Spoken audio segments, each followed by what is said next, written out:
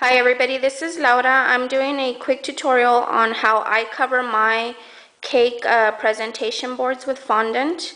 I've had a few questions and people asking me to please do just a really quick little tutorial on how I cover my cake boards.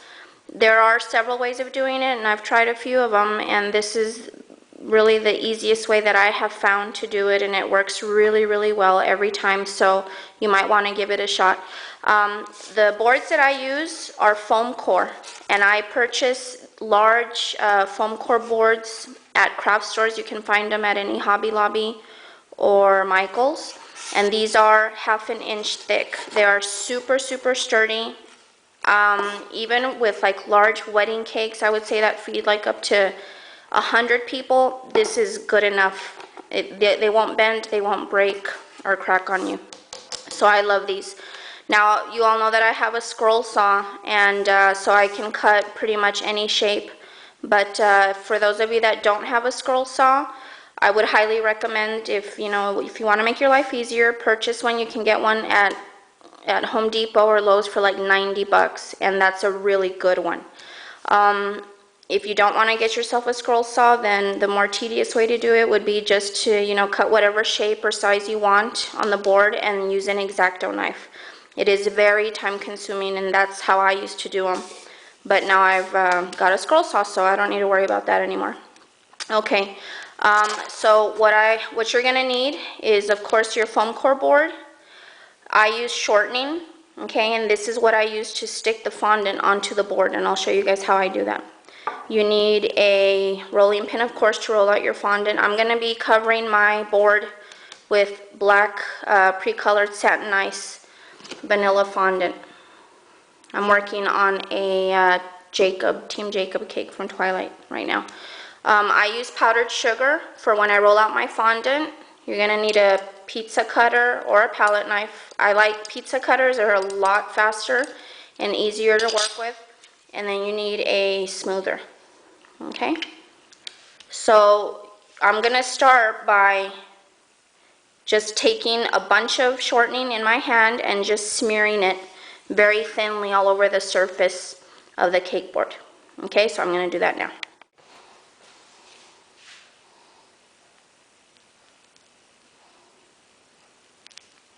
Okay, so you're basically just all over the surface. You don't want any like clumps sticking up or anything. You're just gonna smooth it out. And because shortening is clear, depending on how the light's hitting your board, it's kind of hard to see if you've missed any little spots. So what I do is, when I'm completely done covering the board, I like to move it around and let the light hit it. And if there's any spots that you've missed, you can see them right away because the light will not be reflecting off of the board. Okay?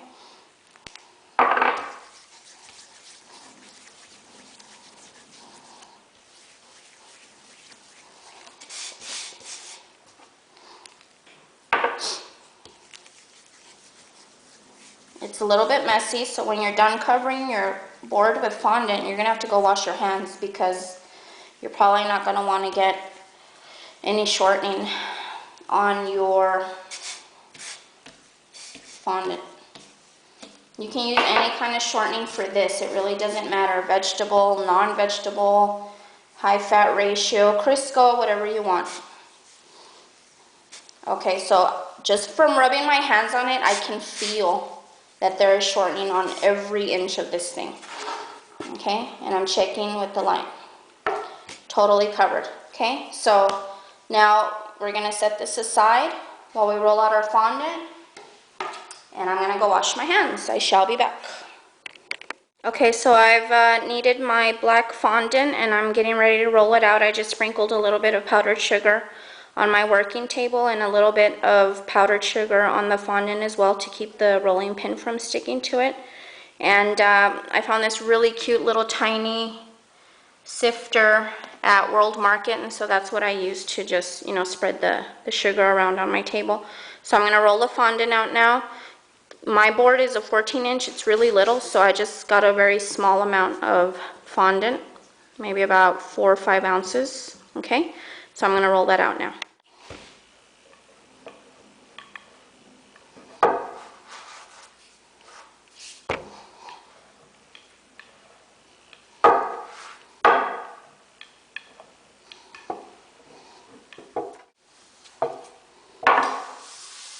Okay, now I'm going to put my board over it to see if it will actually fit on here. Yes, okay. So you need to make sure that your rolling pin is not going to stick to your fondant. So what I do is just make sure that the fondant has a tiny little thin layer of powdered sugar over it. Now this here you got to do quickly, okay, because this stuff starts to dry out. So I'm just going to roll my fondant onto my rolling pin. Quickly put your board underneath and then roll on top. Okay, perfect fit. Smooth it out with your hand. Make sure you don't have any air bubbles trapped in there. If you feel an air bubble, just lift your fondant carefully and push all the air out. Okay, so I have no air bubbles in here at all. Then you need to take your smoother. And you can tell already that just with my hand, the sugar's starting to come off. And I'll show you guys how to get rid of any powdered sugar stains on your fondant. Smooth it out. Super, super smooth. You want to press down, not extremely hard, but hard enough to where you can feel through the smoother that there are no air bubbles or wrinkles or anything. Okay. Okay, with your smoother now, you want to just go over the edges. Just press down a little bit, not too sharp, with your smoother. Because you do want the fondant to go over like 1/4 of a millimeter. I mean, just barely, but you do want it to go over. Okay?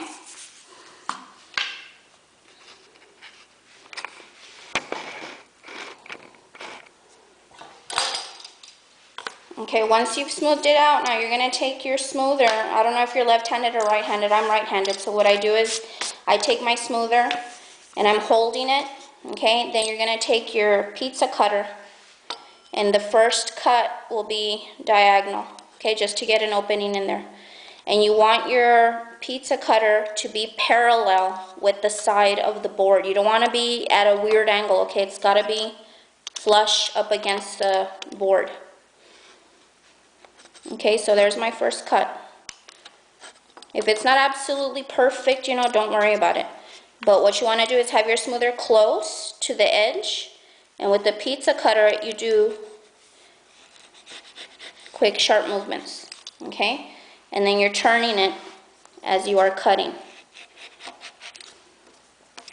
So you can see that my fondant is right on the edge. The whole point of the smoother being here is to keep the fondant that's on the board from lifting while you're cutting, okay? Now if you get some fondant smeared on the side, don't worry about it, because you're going to cover that with your ribbon anyways. No one's ever going to see that.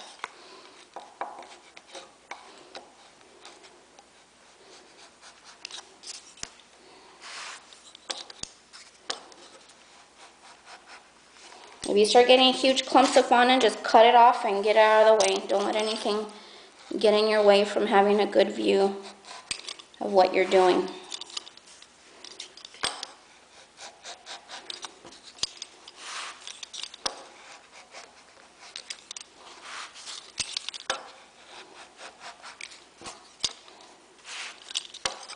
All the way around.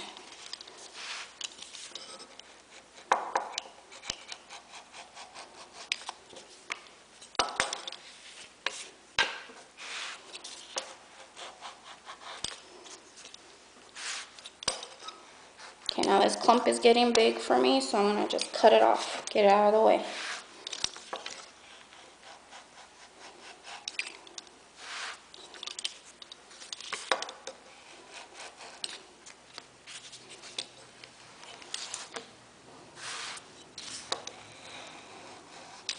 Okay, so the shortening, guys, works really well. All you're trying to do is get the fondant just to stick to the board.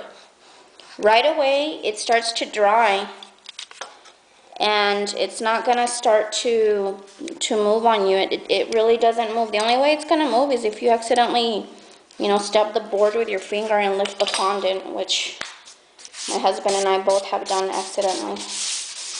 Okay, so now you can tell, okay, the fondant See, like these smears here, I mean, if it bugs you, okay, get rid of it. But like I'm telling you, no one's ever gonna see it, so don't worry about it. Okay, no biggie. Now, what I like to do is I take my smoother and I just kind of push out a little bit and down on the edge. Just in case I cut the fondant a little bit too short anywhere. I don't want to see the top of my board anywhere, so this is why I'm doing this, to make sure. Okay.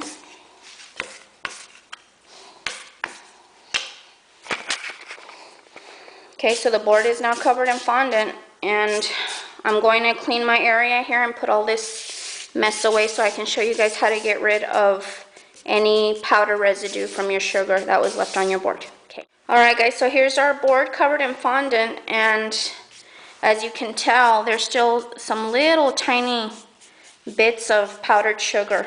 Okay, so actually there's two ways that you can get rid of this. One way would be to use your shortening, and with a paper towel you would just dab into the shortening and then just, you know, smear it all over, a very thin coat all over the outside of your board, because remember, this part nobody's gonna see. Really what they're gonna see is whatever the cake isn't covering. So you can just slightly, or lightly I should say, coat your board or the fondant with shortening. Okay. The other way you can do it is just take a paper towel that is damp with water and just very lightly just brush off any sugar. Okay. Kind of hard to do it with one hand, but I'm going to put my camera down and do this real quick.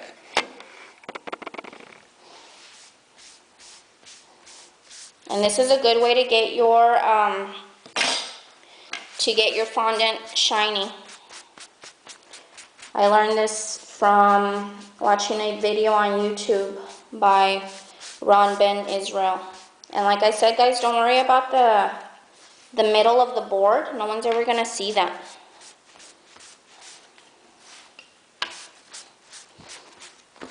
And it dries, okay? The dampness will dry, and any streaks that you see right now will completely go away.